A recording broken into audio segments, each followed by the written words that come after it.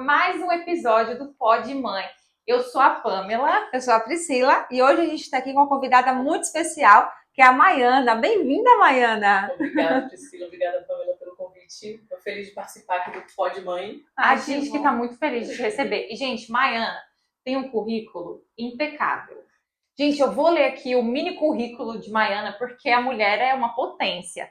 Ela é doula, é mentora de carreira para doulas. Ela também se formou em administração pela UFBA. Depois você explica como é que você foi parar na doulagem da administração. E aí ela também foi para o cuidado Ayurveda, que é a medicina milenar indiana, e também de yoga. Criadora de uma técnica de massagem. Uau. Vamos interromper e vamos fazer uma massagem que adorei. A Mami Zen Massagem, voltada para gestantes e puérperas. Ela atua com gestantes desde 2005 e tornou-se doula em 2010. E ao longo dos anos, ela já acompanhou mais de 350 partos. Gente, que coisa linda, ver mais de 350 bebês nascendo, que privilégio. E atualmente, além dos partos, ela está se dedicando na construção da comunidade de doulas incríveis, onde as doulas podem se fortalecer e promover a elevação de suas carreiras profissionais. Então, ela está atuando, né, lançando uma nova mentoria para doulas que estão aí começando nesse caminho. E fala um pouco de você, Maiana. Como é que você foi parar na doulagem? Por que doula? E explica tudo. Olha, eu caí um pouco a convite dentro do território das gestantes. Porque, você viu aí, eu criei uma técnica voltada para gestantes de massagem, porque eu entrei... Isso veio antes, então? Eu entrei no mundo do Ayurveda, ainda estudante de administração, me apaixonei pelas massagens indianas e recebi o convite de uma mulher que fez parte de um dos cursos que eu estava como monitora, porque eu fiz o curso e fiquei sendo monitora. Ela engravidou e disse: quero ter uma massagem com você. Nossa! Aí eu nunca dei massagem grávida, como é isso? Ela: não quero nem saber, te vira. Eu sei, falei com o meu médico que não pode isso e aquilo. Sendo que eu, estudando depois, me aprofundando, pode. Só que era o receio do médico de orientar uma massoterapeuta que não tinha experiência nenhuma com o corpo grávido, de não passar dos limites, né? Enfim, então eu acompanhei essa mulher e eu me apaixonei por dar massagem grávida. Eu fiquei Que legal! Meu Deus, que especial, grávidas. E aí, comecei a trabalhar com grávidas aí em 2005. E aí, só em 2010 que eu soube da existência dessa profissional na cena do parto.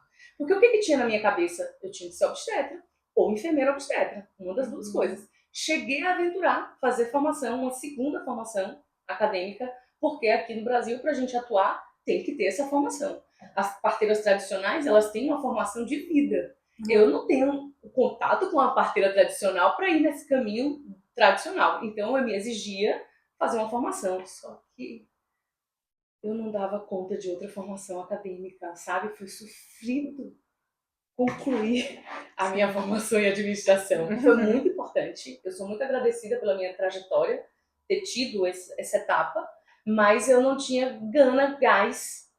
E aí uma amiga me apresentou o lugar da doula. E quando eu conheci, que eu fiz o curso, eu me apaixonei por esse lugar, porque eu disse: eu posso contribuir, eu posso favorecer a vida das gestantes na gravidez, participar de parto, que eu estava super afim de ver neném nascer, e ainda dar apoio no puerpério, que é uma etapa delicada. Então eu só acessei o puerpério, inclusive, quando a minha irmã teve filho. Eu estava totalmente perdida. E eu já estava atuando com grávidas. Então, veio depois, né, essa noção do puerpério. Mas estar na cena de parto começou mesmo 2 anos depois que eu fiz a minha formação. Eu não tinha uma agenda que conciliava estar disponível para parto, porque você fica 24 horas, 7 dias da semana disponível. Então eu não tinha essa condição, porque eu trabalhava com a Mami Zen Massagem. Eu dava curso em São Paulo, na Paraíba, eu fui lá em João Pessoa. Ah, que maravilha! Então, Brasília, sabe? Então eu viajava. E quando você atende parto, você fica na cidade. Você pode ser chamada a qualquer momento. Então, eu me organizei para mudar um pouco a minha agenda, para ficar mais disponível para parto. E aí, o primeiro parto, eu fiquei chocada com o que eu senti. Logo assim, quando o bebê tava nascendo, sabe? Eu não consegui me controlar. Tipo, eu não tava sendo necessária, eu tava parindo na banheira, foi no centro de parto normal. Eu fui voluntária lá primeiro, antes de começar a atuar mesmo. Isso aqui em Salvador? tudo aqui em Salvador. Uhum. Agora, minha formação eu fiz em Campinas. Foi bom você perguntar. Ah, Eu fui para Campinas fazer a formação em 2010. E aí, legal. eu adentrei nesse território assim e tive medo. Eu disse, como assim? Isso é muito sério? Isso é muito sério. Então eu levei uns 2 anos para digerir e achar disponibilidade, como eu falei. Porque disponibilidade é a coisa mais intensa Importante, é verdade. da função de doula, sabe? Mas eu não sei se eu te respondi. Não, Respondeu com super. E eu certeza. tô muito feliz que ela tá aqui com a gente, porque eu não sei se vocês sabem, mas eu também sou doula, formada aí desde 2016. Parei depois que os gêmeos nasceram, mas a gente acho que nunca deixa de ser, né? Por mais que a gente se afaste do cenário de estar ali vendo os bebês nascendo, a gente tem essa conexão, né? Muito genuína com os partos e com os bebês. E eu acho que é muito especial. Agora, talvez Pri não saiba, né? Quem é doula, o que a doula Não. faz. Eu queria saber justamente quem é a doula, o que faz a doula. Eu sei que você pincelou um pouquinho aí dessa trajetória, que Sim. deu para sentir o que é aqui, mas eu queria mais detalhes. O que é a doula, como é, o que ela faz, o que é que acompanha. Você falou do pérpura também. Me conta isso aí. Tá, eu só vou pegar uma frase que eu acho icônica para quem se forma como doula, que é uma vez doula, para sempre doula, mesmo que você não atue diretamente em partos. Porque você se formou, você tem um olhar muito diferenciado para esse acompanhamento às mulheres. Então, o que a doula faz? Ela é um suporte informacional, mas também emocional. E não somente para a mulher, sobretudo para a mulher, mas para também esse acompanhante, né? Então, é um trabalho que é voltado para 2 pessoas ou mais, porque às vezes a pessoa é mãe solo e ela não vem com um companheiro ou uma companheira, ela vem com uma rede de amigas, isso já me aconteceu algumas vezes. Então, é uma preparação que você faz para quê? Para colocar essa mulher e essa pessoa que vai estar junto na cena do parto consciente do que é o parto, para não tomar susto. Eu basicamente digo isso para os casais quando eles me procuram, assim, eu vou estar trazendo informações para que vocês estejam conscientes, o mais consciente possível, tanto do território do parto quanto do pós-parto, porque são 2 cenários assim diferentes e muito imbricantes, né? Então, a doula, ela vem para trazer esclarecimentos. Sabe o Medicase? Que às vezes você entra no hospital e as pessoas começam a falar com você, você não entende nada, e não existe um tempo na própria assistência para esse esclarecimento. Às vezes as pessoas dizem assim, porque médico não explica nada, porque isso e aquilo outro. Muitas vezes porque não há tempo. Ele precisa ou ela precisa focar num tipo de atendimento, e se ela for crescer o assunto, ela precisa crescer na agenda dela, aquele espaço de atendimento. Sim. Então, é uma pena que seja assim, mas a gente entra para sanar uma demanda, sabe? Eu me incomodei muito ao longo do meu tempo, assim, inicial de sendo doula. Ainda me incomodo, porque eu acho que a gente preenche um buraco que não deveria existir. É verdade. Era pra gente ter clareza sobre o que é gestar, sobre o que é parir, lá no tempo do ensino médio. Isso deveria entrar na escola. Tem uma médica carioca que defende isso. Ela é criadora do Ciência do Início da Vida. Ela é Eleonor Madruga Luzes, se eu não me engano. E ela, na tese dela de doutorado, ou pós-doc, ela diz: precisava acontecer uma introdução no ensino médio, um aprofundamento nas faculdades, deveria ter uma disciplina em todas as faculdades, pelo menos um semestre, para que trate desses assuntos, para as pessoas não ficarem perdidas. Porque a doula, ela chega para sanar esse buraco de sanando a ignorância. Para você, quando chegar no cenário do hospital, você poder dialogar de igual para igual, sabe? Sim. Eu sei esse termo, eu fiz a minha escolha, eu não quero ser intervenção agora. Eu gostaria de esperar um pouco mais. Tá tudo bem com o bebê? Tá tudo bem comigo? Então vamos aguardar um pouquinho, sabe? Então, esse lugar de segurança, a doula contribui demais, sabe? Sim. E assim, a gente tem no Brasil um crescimento da presença da doula. Eu trabalho com formação de doulas também, eu faço parte de um coletivo. E a gente já fez 4 formações, né? Legal. E a gente brinca dizendo assim, a gente quer espalhar doulas no mundo inteiro, sabe?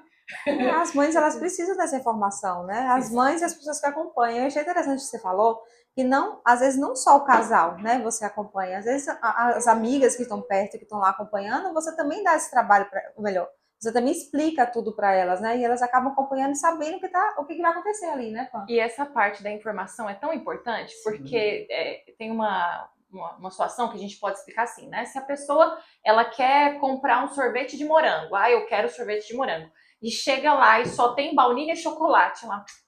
Tá bom, pode ser baunilha. Exato. Ela escolheu o sorvete que ela queria? Não escolheu. Não, ela não escolheu, ela foi levada aquilo. Então isso acontece no cenário do parto também, né? Às vezes a gestante quer um parto normal, né? Como é a maioria das mulheres. Então a gente tem pesquisas aí que mostram que 70% das mulheres querem um parto normal no início da gestação. Sim. E aí quando chega lá no meio da gestação, o médico fala, seu bebê é grande demais, então vai ter que ser uma cesariana. E ela, poxa, então tá bom, vai ter que ser uma cesariana. Não tem opção, né? Se não tem, exatamente, ela não tem opção porque não tem informação. Isso. Mas daí, se ela tem essa informação e a doula, ela é um agente responsável também por essa informação, ela vai entender que, então agora eu vou trocar de médico, porque esse médico não pode atender a demanda que eu tenho. Pan, isso aconteceu comigo, inclusive. Eu queria ter parto normal. Não pode. Mas por que não pode? Porque seu filho anterior foi cesárea. Então não pode ter normal? Não. Então, a informação foi só essa que eu tive. E aí não tive opção, como a Pamela falou, não tinha opção, tive que optar pela cesárea de fato. E me conta então, existem mais partos, né? Então não é só cesárea, é normal. Existem mais outros? Quais são os tipos de partos que existem? A gente tem assim, no contexto de parto, a gente tem o vaginal, e ele acontece como um parto natural, ele acontece como um parto normal. O normal entram algumas intervenções. E a gente tem a via cirúrgica, que então é uma cirurgia cesariana. Certo. Nós lutamos, enquanto doulas, não chamar de parto cesáreo.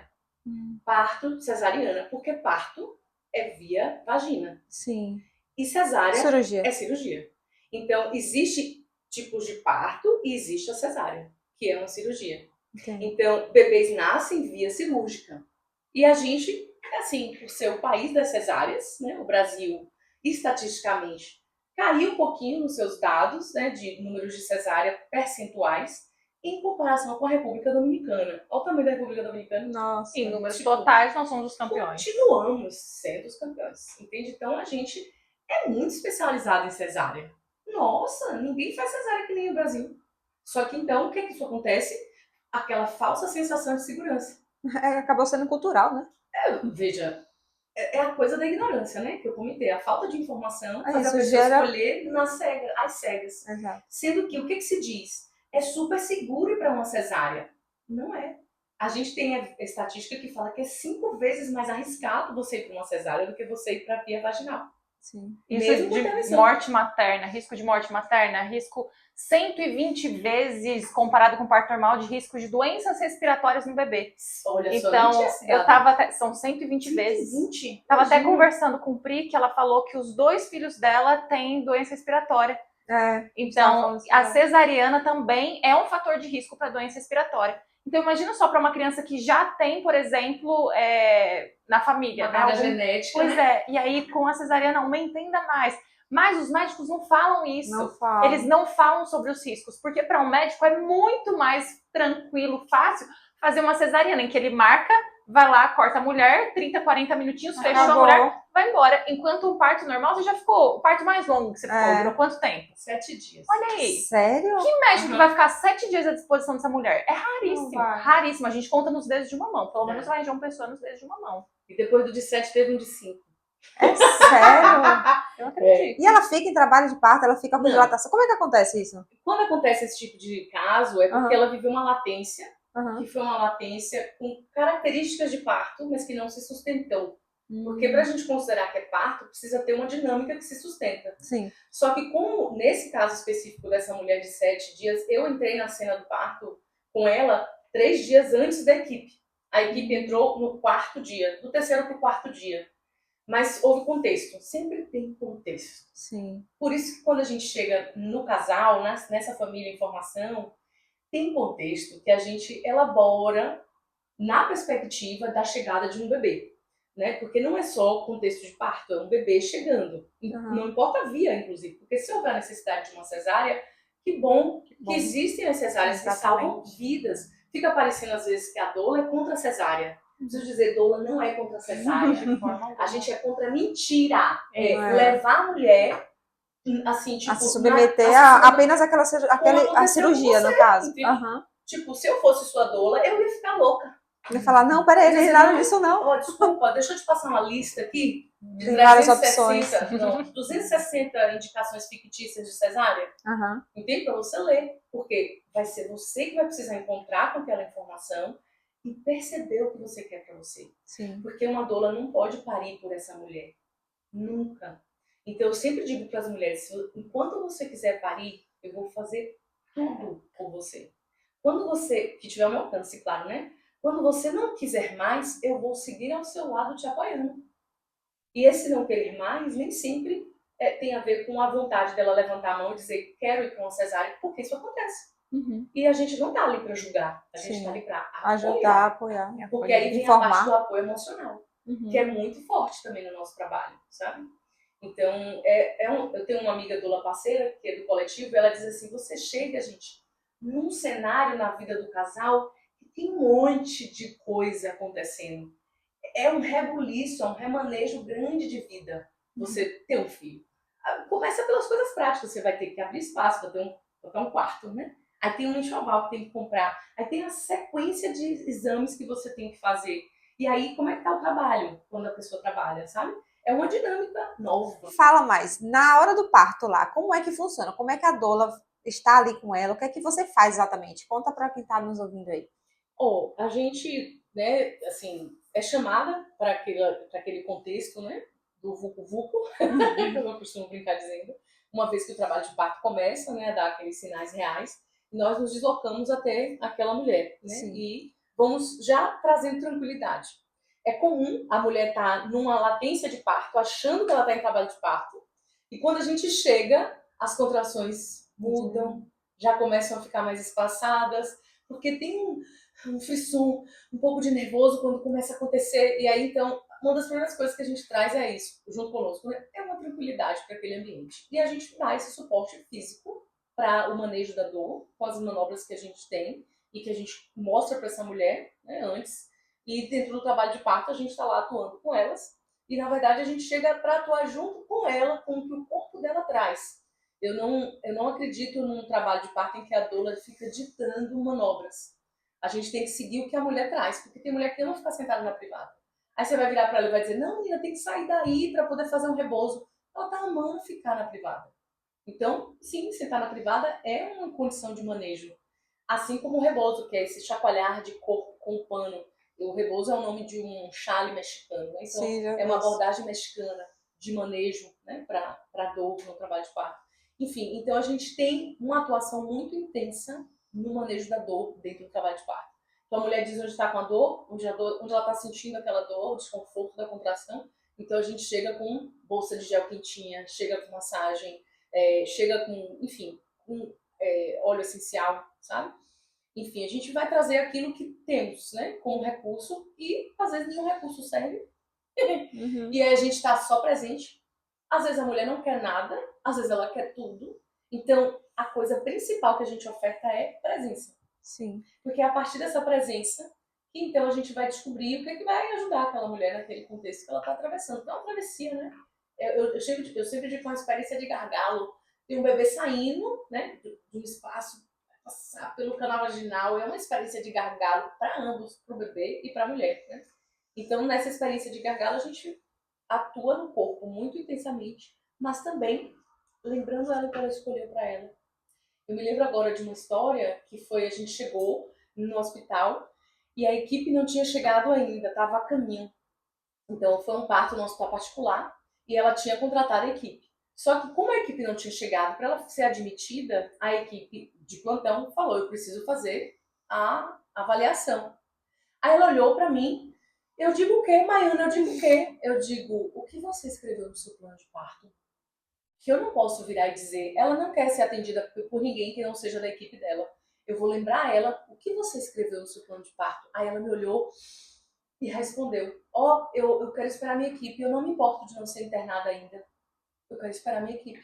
Ajudou ela a resolver, né? Tá no meu plano de parto que eu só quero ser atendida por quem eu contratei. Não quero ser atendida por outra equipe. Tô pagando aquela velha piada, né? Sim, nesse caso, tá pagando, ela tem o direito de decidir, né? E esse plano de parto é muito legal porque ele é um documento que todas as mulheres podem fazer, um documento muito simples, inclusive se digitar no Google modelo de plano de parto, vai aparecer qualquer documento, é o direito da mulher de colocar todas as preferências, o que ela gostaria e o que não gostaria que estivesse, que acontecesse durante o trabalho de parto, após o parto, né? É muito importante que as mulheres tenham acesso a esse documento e levem esse documento para a maternidade. Mesmo que vá no plantão, é verdade, 2 vias.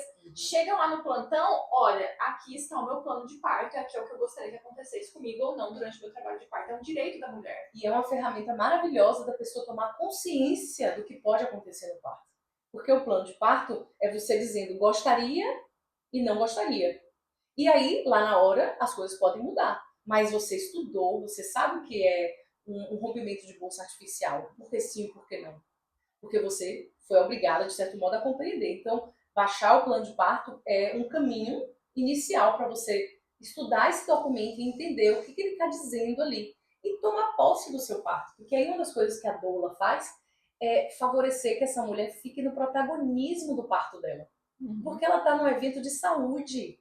É vida acontecendo. Sim. A gente está falando eu estou falando, obviamente, das mulheres que são baixo risco, né? Que chama agora risco habitual. Quando a mulher está numa gravidez de alto risco, como é, por exemplo, a gravidez gemelar, ou a pessoa que está com hipertensão, indo para uma pré-eclâmpsia, ou mesmo diabetes gestacional, embora haja parâmetros, né, que faz uma gradação desse risco, é risco. Então, ela tem que também entender onde é que está o risco. Então, para ela poder, ao construir esse plano de parto, ela balizar as vontades dela e o quanto ela abre mão de certas coisas que ela não gostaria. Inclusive no plano de parto tem lá, se por um acaso você precisar de uma cesárea, você também precisa escrever o que você gostaria que tivesse acontecendo no cenário da cesárea. Então, o plano de parto é um instrumento incrível e ele mudou protocolos nos hospitais. De tanto que as mulheres entregaram esse documento que, tipo, não existia aquele protocolo, tipo, toda hora que a gente recebe toda hora, no hora do bebê, toda hora, que maluquice. Pois é, lá em João Pessoa, várias maternidades não estão mais dando banho de bebês. Virou protocolo do hospital. De tanto ter aquela demanda, né? E é muito importante porque esse documento ele também serve para aquela mãe depois saber, a gente falou tanto sobre violência obstétrica aqui, depois saber se ela sofreu ou não. Poxa, eu coloquei isso e aconteceu isso, então eu sofri violência obstétrica. E a partir daí, eu acho que é importante a gente falar um pouquinho sobre o que ela pode fazer, né? Então, assim, pode denunciar site do Ministério Público, ela pode fazer uma denúncia anônima, né? Ela pode denunciar no plano de saúde, ela pode denunciar na própria ouvidoria do hospital. Isso. Esse é o primeiro lugar. Ela precisa ir direto na ouvidoria do hospital fazer essa reclamação. Por escrito mesmo, a maioria dos hospitais tem um e-mail para você fazer esse tipo de relato. Só que é muito importante que ela também tenha nomes. É importante ter nomes.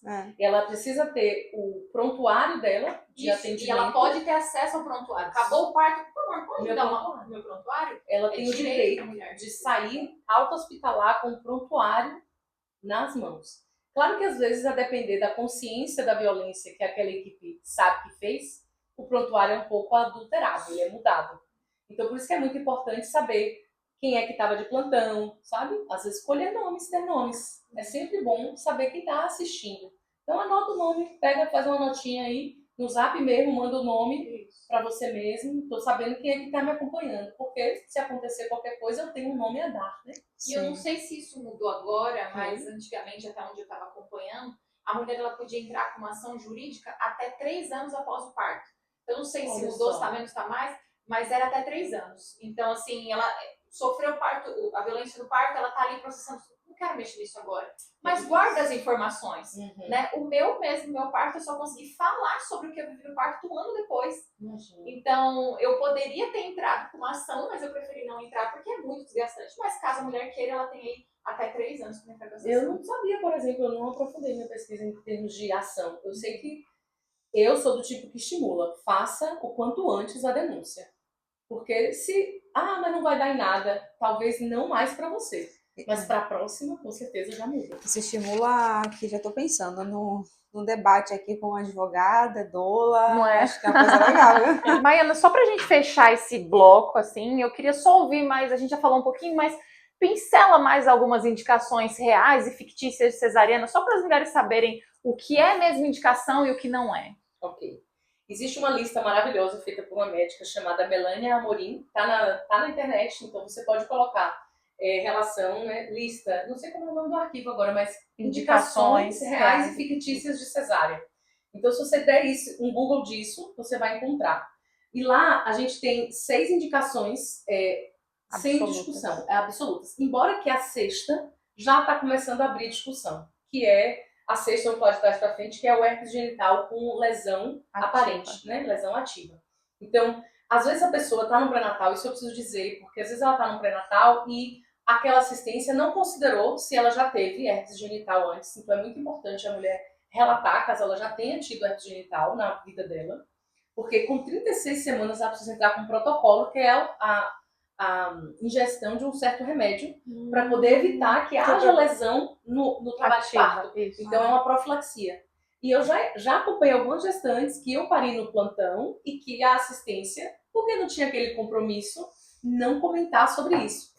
E como ela me falou, eu digo, peraí, tem que conseguir isso. Peça para você ter, peça para você receber essa receita e poder comprar. Depois eu soube que você pode comprar o remédio sem precisar de receita. Ah, tá. Porque, enfim, é um remédio que cuida de uma lesão, né? E muito barato, né? Muito e simples acessível. de cuidar, exato.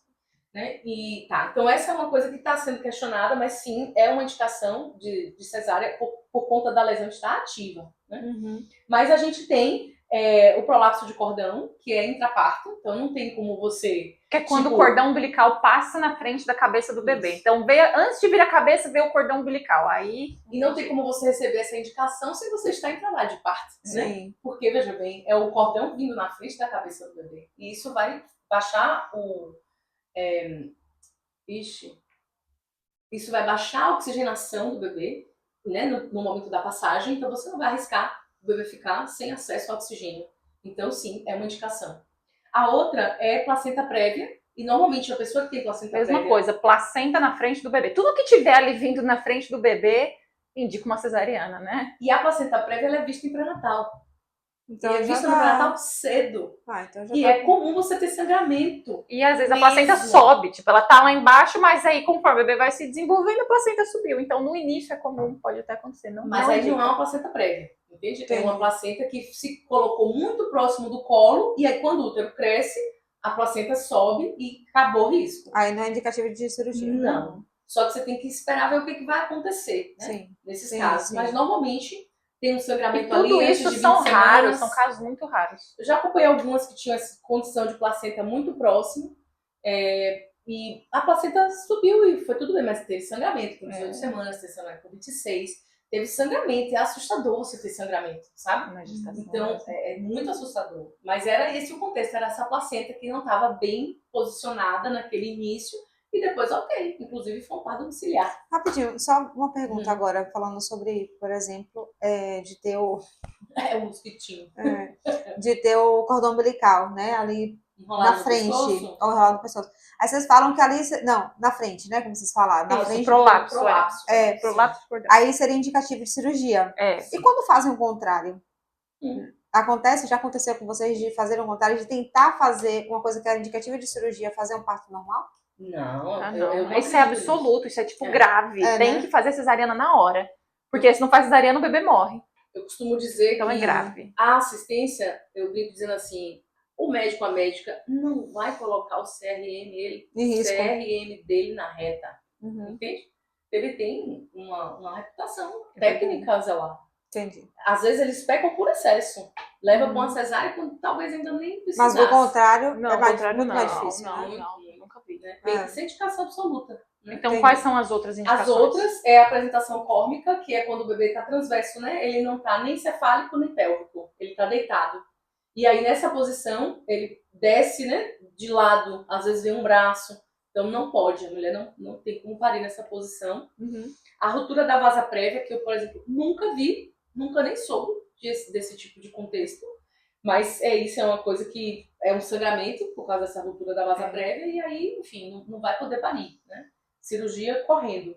Então, são essas 6 indicações. E aí, a lista que eu comentei ela tem, eu nem sei qual o número. Mais de 300 indicações. Menina, quando eu Falsas, indicações falsas, que já foram dadas em algum momento e que é tudo falso. Tipo, Pra forçar uma cesárea mesmo. A coisa chocante dessa lista é que foi composta por falas que as Reais. mulheres escutaram da assistência.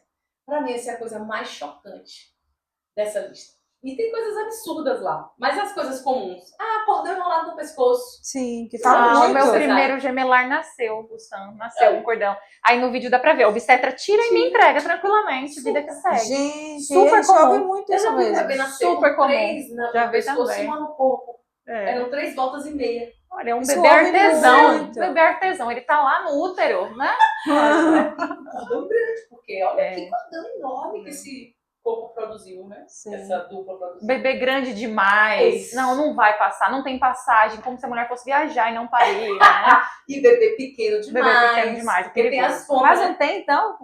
Não, Tipo, nenhuma 4 dessas quilos. indicações. Não é indicação. pode ser normal. Pode ser Eu já normal. acompanhei um bebê de 4 quilos. Mas não é um e meio. risco ter normal com 4 quilos, por exemplo? Depende Depende. do que a gente tá O falando. que é necessário? Monitoramento. É. Monitoramento. E é essa disponibilidade do monitoramento que faz com que as pessoas levem as outras para cesárea.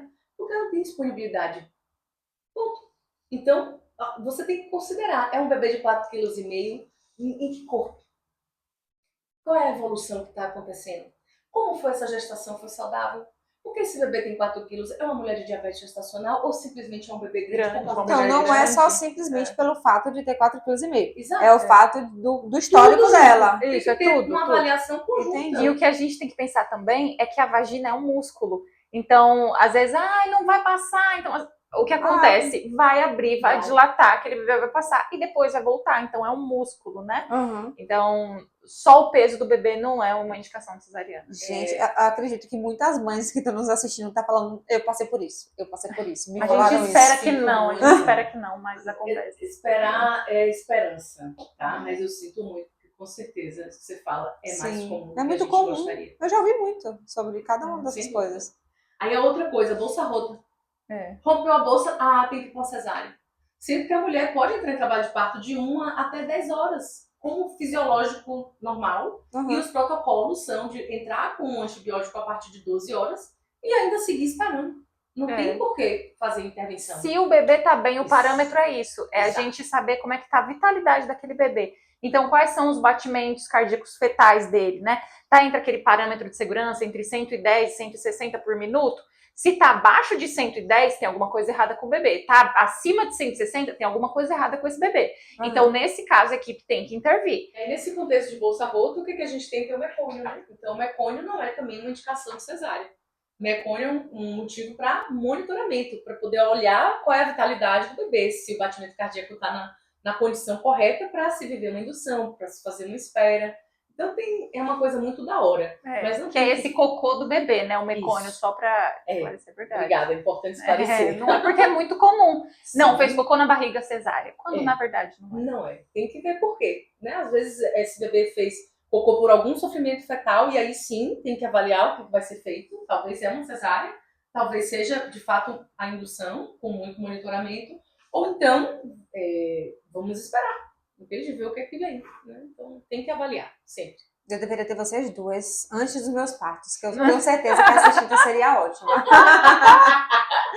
Mas me fala, você falou sobre mentoria também. Aprofunda mais sobre isso, fala pra gente. Eu fiz 44 anos o ano passado e isso mexeu comigo, né? Assim, 4, né? São 2 números que falam de estabilidade. Uhum. E então eu fiquei pensando assim, eu me sinto estável, sabe? Eu me sinto com o que compartilhar. E aí eu vou encontrando algumas doulas, né, que estão tendo dificuldade de se manter enquanto doulas ou que estão começando no cenário. Então a perspectiva da mentoria é promover uma estruturação, né? Uma estruturação no aspecto do que a pessoa está oferecendo, para ver se ela está oferecendo algo que realmente condiz com o que ela sabe, com o que ela acredita. E claro, tem dicas, né, dentro do processo da mentoria para que ela possa desenhar melhor esses encontros. A partir da experiência que eu fui vendo, um parto acontecia, eu dizia, puxa, faltou eu falar de tal coisa, por causa dessa experiência aqui, na próxima vai ter esse assunto. Então, o delineamento dos encontros foi ficando um tanto mais qualificado mesmo pelo tempo, né? Então, eu quero falar sobre isso, porque esse delineamento vai impactar na precificação. Tem mulheres que não sabem cobrar o valor que é justo para o nosso trabalho. Tem mulheres que não sabem como divulgar o que faz, né? Doulas que estão com dificuldade de dizer o que elas promovem, de esclarecimento e de vantagem na vida de um casal, quando ela entra na vida deles. E aí, claro, ela vai fazer uma prospecção, uma vez que ela explica melhor o que ela faz, vai fazer uma prospecção de pessoas que têm mais afinidade com o que ela oferece. E assim vai ficar mais fácil ela fechar contratos, né? Ela vender o trabalho que ela oferta. Então, é um trabalho dessa mentoria que vai nessa direção de favorecendo essa estruturação, mas também a estruturação que está relacionada com a mentalidade da doula. Porque, tendo a primeira experiência em janeiro, que foi a experiência, digamos assim, o primeiro parto, digamos assim, eu notei que tinha algumas lacunas a partir dessa experiência que eu poderia preencher. Então, a gente está agora indo para o Juntando Doulas, que é uma roda aberta para as doulas, no dia 7 de junho. Ela acontece online, então para qualquer pessoa do Brasil, do mundo, quiçá, né? Vai ser no seu Instagram. Vai acontecer, não, a pessoa tem que se inscrever, mas as informações estão no meu Instagram. Deixa seu Instagram, então, para as Deixa. pessoas te acharem. É o @MaianaCoquila, K-O-K-I-L-A, e aí lá no link da bio tem um guia de carreira da doula, que é um fortalecimento para essa carreira profissional, sabe? Para a gente poder se posicionar no mercado com valor e aumentar a percepção de valor do que a gente faz, né? E aí, esse trabalho está agora com 2 braços novos, que é o da divulgação. Então, favorecer que as doulas tenham mais clareza e mais intencionalidade, né, na divulgação delas nas redes sociais, e também que elas tenham uma mente mais potente, mais forte, que eu chamo de mente inoxidável, né, para a gente poder se sustentar nessa carreira que é muito exigente. A gente perde muito as noites, a gente se cansa, às vezes a gente vivencia violência obstétrica, às vezes a gente é testemunha de violência obstétrica. Então, que é um dói forte. muito também para a doula. Então, fazer esse trabalho que você tem feito com as doulas é muito importante. Eu acho que quando eu comecei, eu gostaria de ter tido uma mentora também. Então, doulas, aproveitem. É a gente criar uma comunidade, porque a gente, de mão dadas, juntas, a gente se fortalece mais. Então, a ideia, eu sei porque eu tenho coisas a compartilhar, mas eu quero criar um ambiente para a gente se ajudar mutuamente. Então, é a comunidade Doulas Incríveis, venha participar. Tudo bem. Maiana, a gente adorou ter você aqui hoje. Muito obrigada por ter aceitado o nosso convite. Obrigada, Desculpa, Maiana. que a gente se atrasou aqui hoje. Foi culpa da Priscila. Obrigada também pelo convite, por participar. Obrigada. E como eu estava falando, né, que bom que existe esse podcast acontecendo para que as mulheres e mães tenham acesso a informação de qualidade. Estou muito grata pelo convite. Obrigada por participar. Então, até mais. Até o próximo episódio. Até o próximo. Se inscreve no canal e compartilha esse vídeo com seus amigos. Beijo.